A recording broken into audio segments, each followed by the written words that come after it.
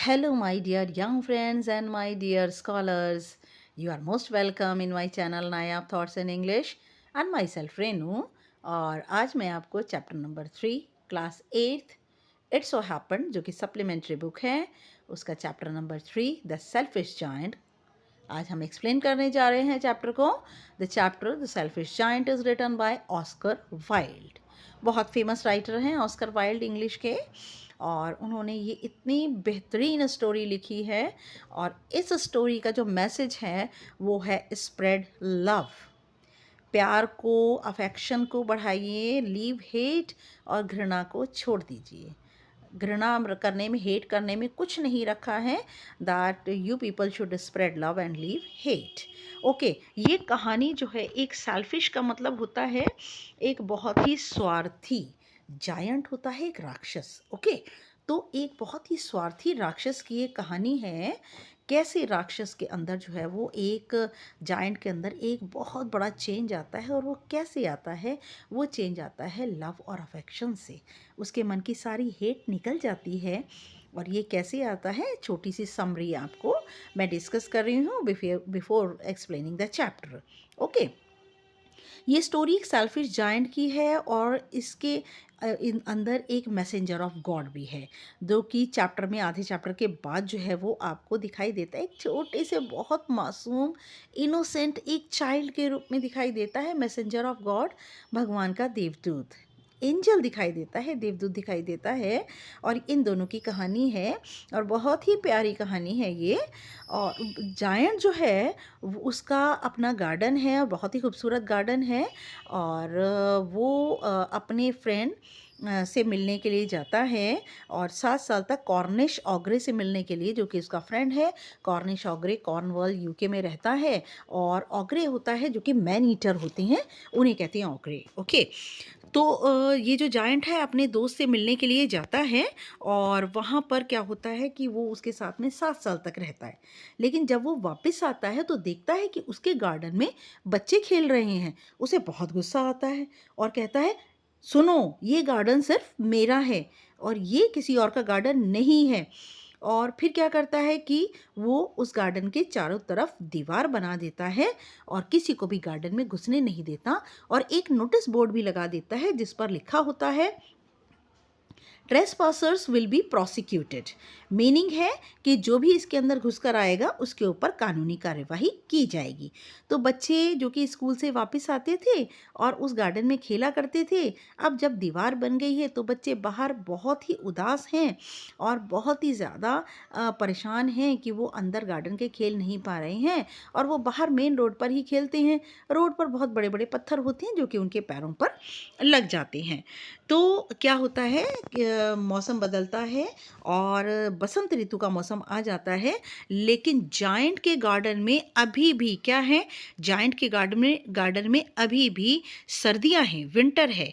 और जब विंटर होती हैं तो हमेशा के लिए, 12 महीने के लिए उसके गार्डन में विंटर आ जाती हैं। क्यों? क्योंकि बच्चे, they are the symbol of spring. बच्चे जो हैं बसंत ऋतु का एक चिन्ह है, सिंबल हैं। तो जब वो आएंगे नहीं तो पूरे साल गार्डन के अंदर विंटर रहती है, सर्दियाँ रहती हैं। और उन सर्दियों ने फ्रॉस्ट को और स्नो को, धुंध को, बर्फ़ को भी बुला लिया। नॉर्थ विंड जो कि ठंडी हवाएं होती हैं उन्हें भी बुला लिया, और हेल जो कि ओले होते हैं उन्हें भी बुला लिया।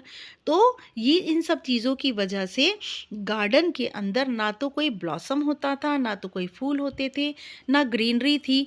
उसके अंदर गार्डन में, जायंट के गार्डन में हमेशा के लिए सैडनेस आ गई थी। ओके, तो एक मॉर्निंग क्या होता है कि जायंट जो है वो सुनता है, ही listen a very lovely music. Giant एक बहुत ही प्यारा म्यूज़िक सुनता है, और वो देखता है कि पेड़ के ऊपर लिनेट नाम का एक पक्षी गाना गा रहा था। और इतना मेलोडियस उसका म्यूज़िक था लिनेट का, कि जायंट देखता है कि एक कोने में से, गार्डन के एक कोने में एक बड़ा सा एक होल था, छेद था। वहाँ से बच्चे धीमे धीमे अंदर आ रहे थे, और वो पेड़ों की ब्रांचेस पर बैठे हुए थे, हंस रहे थे, और पेड़ हरे हो रहे थे। पूरे गार्डन के अंदर ग्रीनरी आ गई थी, स्प्रिंग आ गई थी, ब्लॉसम्स खिल रहे थे, पूरा गार्डन बहुत ब्यूटीफुल लग रहा था। लेकिन एक कोने में अभी भी विंटर थी। एक पेड़ के ऊपर अभी भी बर्फ जमी हुई थी। क्यों? उसके नीचे एक छोटा सा बहुत प्यारा सा एक बच्चा, that he was weeping, the child was weeping, बच्चा लगातार रो रहा था। और क्या होता है, जायंट ने उस बच्चे को देखा और जायंट जो था वो दौड़कर उस बच्चे के पास गया। लेकिन क्या होता है, जैसे ही बच्चे जो कि गार्डन में खेल रहे हैं, तो बच्चे जैसे ही when they saw the giant he was coming, then all the children they ran away, सारे के सारे बच्चे जो है वो दौड़ जाते हैं। और लेकिन जायंट जो है, वो जो बच्चा, छोटा सा बच्चा रो रहा है, उसके पास दौड़कर जाता है and he picked up the child, और उस बच्चे को उठा लेता है। उस बच्चे को उठा करके पेड़ पर बिठा देता है। तो जैसे ही बच्चे को पेड़ पर बिठाता है, उसकी विंटर गायब हो जाती है और जो पेड़ है उसके ऊपर स्प्रिंग आ जाती है और ब्लॉसम्स आ जाते हैं। बच्चा जो है वो जायंट को किस करता है, जायंट को चूमता है, उसे बहुत प्यार करता है और जायंट भी उस बच्चे को इतना प्यार करता है। ओके। और जब जायंट देखता है कि सारे बच्चे उसे देखकर भाग गए, तो वो उस वॉल को तोड़ देता है और वो छोटा सा बच्चा भी चला जाता है। तो जब वो बच्चों को अलाउ कर देता है कि बच्चे आकर उसके गार्डन में खेल सकते हैं, वो सबका गार्डन है, तो वो हर रोज़ उस बच्चे के बारे में उन बच्चों से पूछता है। बच्चे कहते हैं कि हमें उसके बारे में कुछ भी नहीं पता। तो जायंट जो है वो परेशान होता है और ईयर बाय ईयर बीतते चले जाते हैं, दिनों दिन बीतते जाते हैं, वर्ष बाय वर्ष बीत जाते हैं और जायंट को बच्चा दिखाई नहीं देता। Giant now he became very weak and feeble, giant बहुत ही कमज़ोर हो जाता है। और वो क्या होता है कि जब वो कमज़ोर हो जाता है तो वो चेयर पर बैठा रहता है। पहले तो वो बच्चों के साथ खेलता था, but now he was not able to play with the children, अब वो बच्चों के साथ नहीं खेल पाता और इसलिए वो बच्चों को बैठकर देखता रहता है। लेकिन डेली वो उस बच्चे को याद करता है, लेकिन वो बच्चा उसे दिखाई नहीं देता।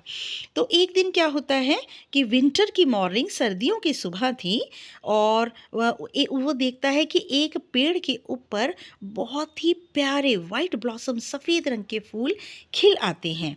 और तब क्या होता है कि वो देखता है कि वो बच्चा उस पेड़ के नीचे, छोटा सा बच्चा उस पेड़ के नीचे खड़ा हुआ है, लेकिन उस बच्चे के हाथ और पैरों पर दो मार के निशान थे, नेल्स के निशान थे, कीलों के निशान थे उसके हाथों और पैरों के ऊपर।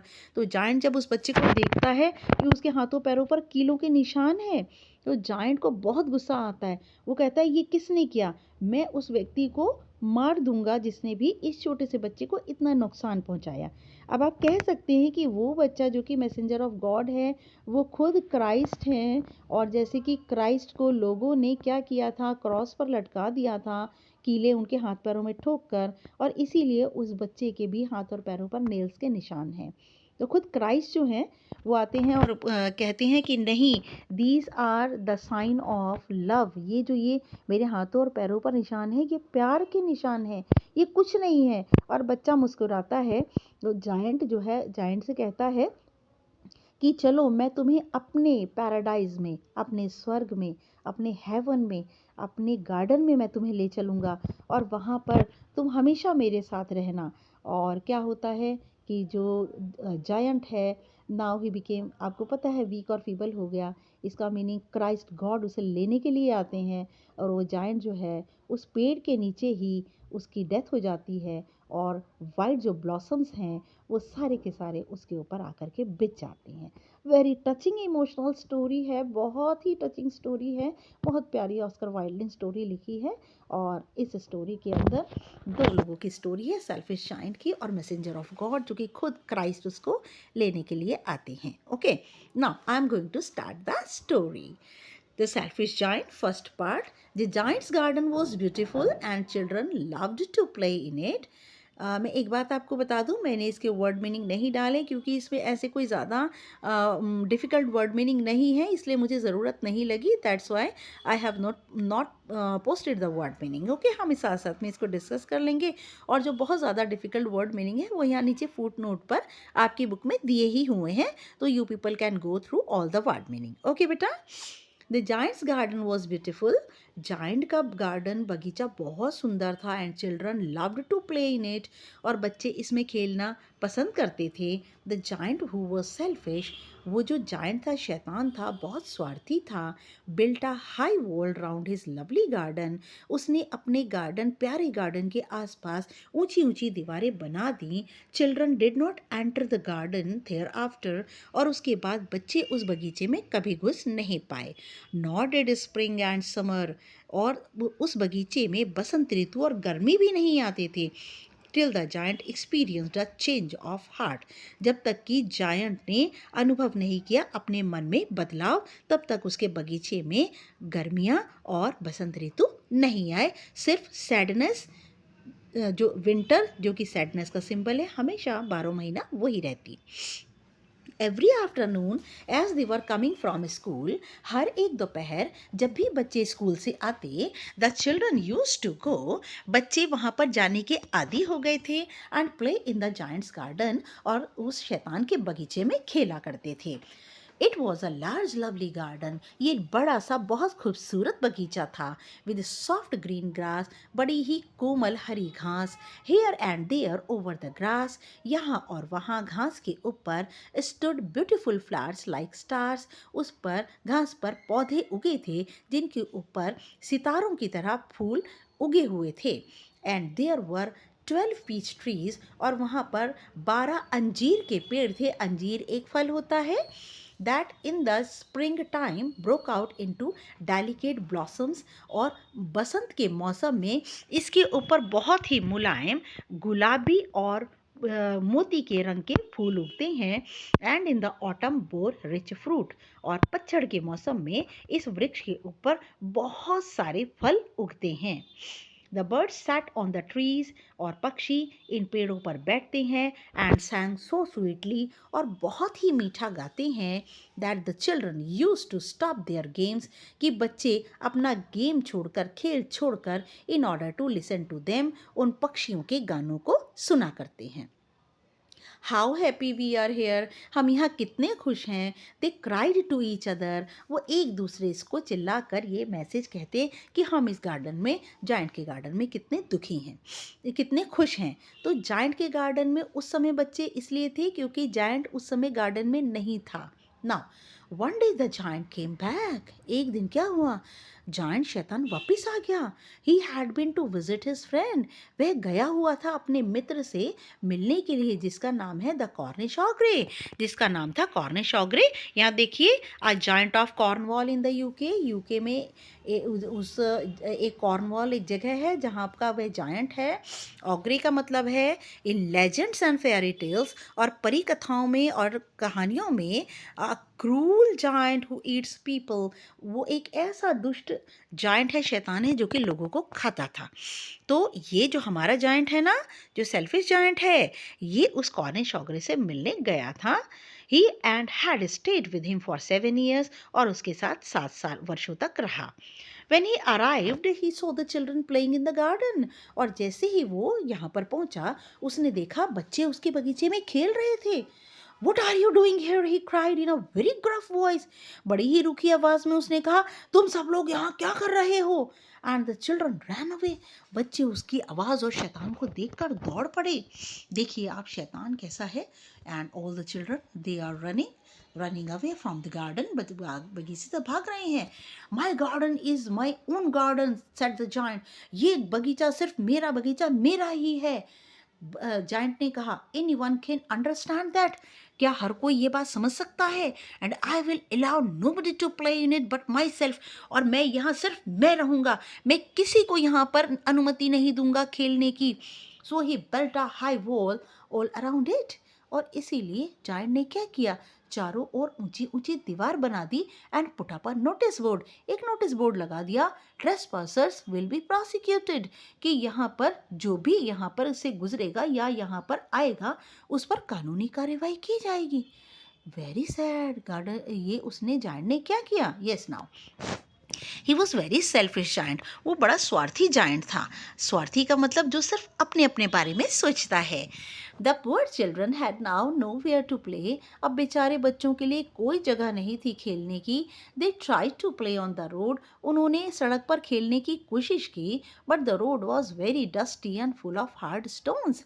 लेकिन सड़क पर बहुत धूल थी और वह सख्त पत्थरों से भरी हुई थी। And they did not like it. बच्चों को ये बिल्कुल पसंद नहीं था। क्या पसंद नहीं था? डस्ट और hard stones.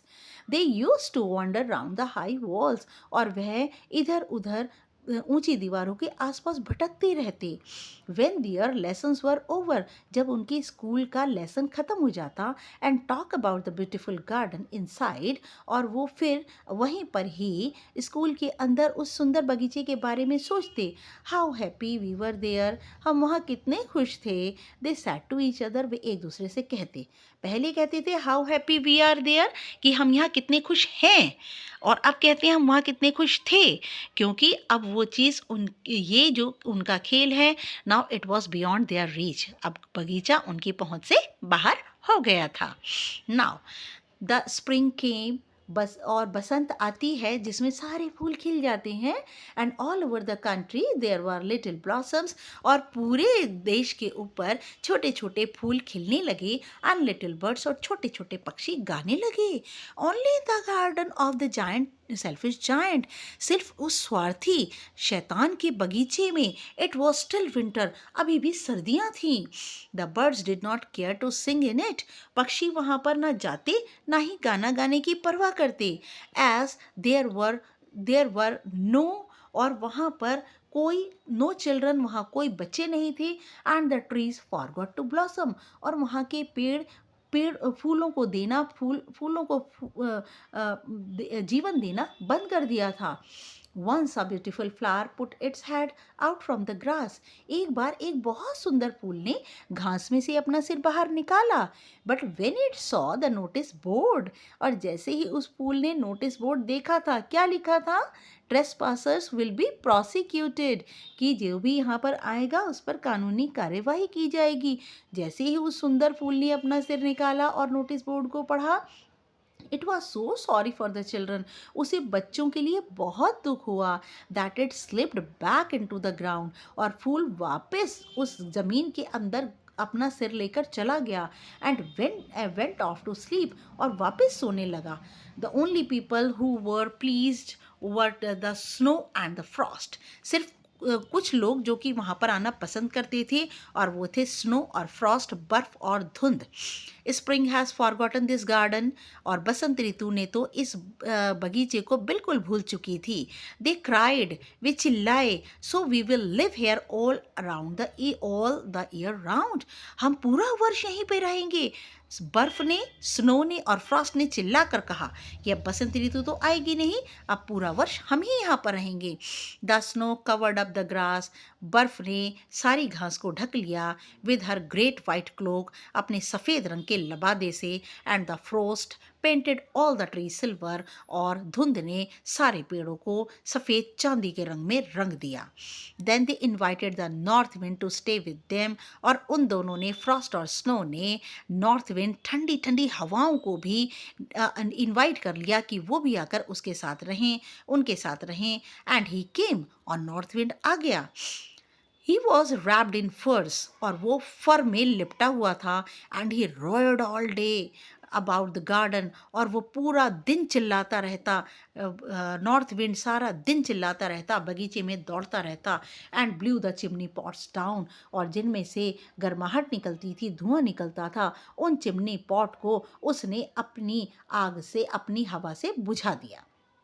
This is a delightful spot, he sad, उसने कहा ये तो बड़ा ही खुशनुमा जगह है। We must ask hello on a visit, so the hell केम, उसने कहा हमें तो यहाँ पर ओलों को भी बुला लेना चाहिए, और फिर ओले आए। Every day for 3 hours he rattled on the roof of the castle, और किले की छत के ऊपर सारा दिन 3 घंटा ओले छत के ऊपर तड़ तड़ तड़ तड़ की तरह बरसते। Till he broke most of the slates, और तब तक की बरसते रहे जब तक कि छत की बहुत सारी स्लेटें जो थी टूट ना गईं। स्लेटें क्या होती हैं? छत के ऊपर सीमेंट सीमेंट की चादरें डली होती हैं, उन्हें स्लेट्स कहते हैं। And then he ran round and round, और फिर वह दौड़ा, गोल गोल गोल घूमने लगा गार्डन में, बगीचे में, as fast as he could, जितना कि हो सका। यहाँ पर frost, snow, north wind, hail सब पर्सोनिफाइड हैं बेटा। पर्सोनिफाइड का मतलब मानवीकरण अलंकार हैं, ह्यूमन बीइंग की तरह एक्टिविटी है इनकी। He was dressed in grey and his breath was like ice, और ओलों के जो कपड़े थे वो ग्रे कलर के थे, और उसकी सांसें, ठंडी ठंडी सांसें बर्फ की तरह वह छोड़ रहा था। I cannot understand why the spring is so late in coming, said the selfish giant. Selfish giant ने कहा, मुझे ये बात समझ नहीं सक रहा हूँ कि बसंत ऋतु को मेरे बगीचे में आने में इतनी देर क्यों हुई है। As he sat at the window, और जैसे ही वह खिड़की के पास बैठा था, and looked out, और उसने बाहर देखा, at his cold white garden, अपने ठंडे सफ़ेद बगीचे को देखा। I hope there will be a change in the weather, मुझे उम्मीद है मौसम में बदलाव होगा। But the spring never came, लेकिन बसंत ऋतु कभी भी नहीं आई। नॉर द समर, ना ही गर्मियाँ आईं। The autumn gave golden fruit to every garden, बसंत ऋतु पतझड़ ने आकर हर एक बगीचे में सुनहरे सुनहरे फलों को उगा दिया। But to the giant's garden, लेकिन शैतान के बगीचे में, शी गेव, शी यहाँ पर ऑटम है बेटा, ऑटम ने, शी गेव नन, उसने कुछ भी नहीं दिया। He is too selfish, she said, autumn ने कहा, ये शैतान बहुत स्वार्थी है। So it was always winter there, इसीलिए यहाँ पर हमेशा सर्दियाँ रहती हैं। And the north wind and the hail, और ठंडी उत्तरी हवाओं ने और ओलों ने, एंड द फ्रॉस्ट, धुंध ने, एंड द स्नो, और बर्फ ने, danced about through the trees, नाचती रहीं वो पेड़ों के आसपास। One morning the giant was lying awake in bed, एक सुबह जब जायंट अपने बिस्तर से सोकर उठा, when he heard some lovely music, giant ने सुना बहुत ही प्यारा संगीत। It sounded so sweet to his ears, ये संगीत उसके कानों को बहुत प्यारा लगा। That he thought it must be the king's musicians passing by, उसने सोचा कि शायद राजा के जो संगीतज्ञ हैं वो वहाँ से गुजर रहे हैं, और उनकी ही संगीत की ये आवाज़ थी। It was really only a little linnet singing outside his window, और ये तो एक छोटी सी लिनेट नाम की पक्षी, लिनेट एक बहुत ही ब्राउन कलर की गाने वाली पक्षी होती है जो कि यूरोप में मिलती है, और छोटी सी गाने वाली जो पक्षी थी वो सिंगिंग आउटसाइड द विंडो, खिड़की के बाहर गाना गा रही थी। But it was so long since he had heard a bird singing in his garden, लेकिन बहुत लंबा समय हो गया था कि उसने पक्षियों के गाने को अपने बगीचे में सुना। That it seem to him to be the most beautiful music in the world, और उसे लगा कि ये संसार का सबसे सुंदर संगीत है।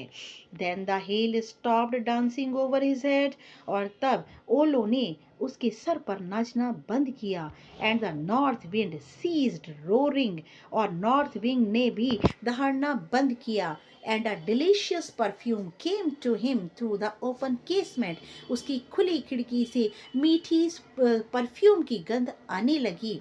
I believe the spring has come at last, said the giant, मुझे विश्वास है कि अब बसंत ऋतु आ गई है, सेड द जायंट, जायंट ने कहा। And he jumped out of bed and looked out, और वह अपने बिस्तर से उठा और बाहर देखने लगा। ओके बेटा, नेक्स्ट पार्ट, नेक्स्ट जो है हम नेक्स्ट वाले उसमें हम डिस्कस करेंगे। ओके, नेक्स्ट वीडियो तक के लिए गुड लक एंड गुड